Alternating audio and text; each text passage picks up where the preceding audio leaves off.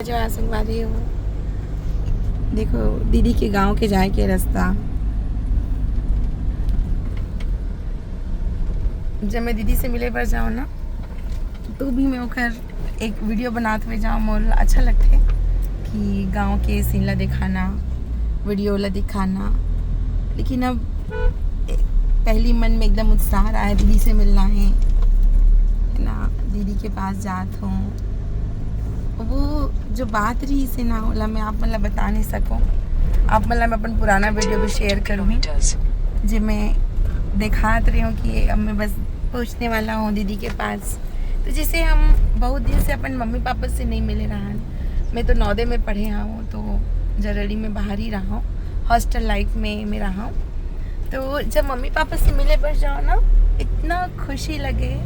मोर पापा गिधावा में मतलब हम तो नगरी शिफ्ट हो गए हैं, घर नगरी में है।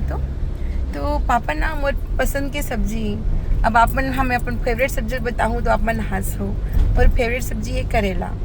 तो करेला पापा खरीद के रखे, बोले ना मम्मी के हाथ के सूखा करेला की सब्जी खाना बहुत पसंद रही से। आज मोला मोर माँ की भी बहुत याद आते। स्वर्गीय श्रीमती जानकी साहू लेक्चरर रही से वहाँ, और राज्यपाल से पुरस्कृत रही से, बहुत ही सुंदर हिंदी की टीचर रही से। और मैं ओकर अंतिम दर्शन नहीं करे हूँ तो फिर मैं भावुक होत हूँ। ऐसे लगा थे कि मुझे पता है कि इस संसार में से मृत्यु लोग के सब एक दिन छोड़ के जाना है। लेकिन फिर भी ना हमार जो मन है, जो हमारा आत्मा है, ऐसे लगते कोई कितना भी बूढ़ा हो जाए बोला बस सामने रहा है वह। और मैं सौभाग्यशाली है कि मोर पापा जी हम सब एक साथ रहन हमारे राजनांदगांव में। पापा जी भी बहुत उम्र दराज हो गए, 75 साल के, तो लड़का बन गए हैं वहाँ।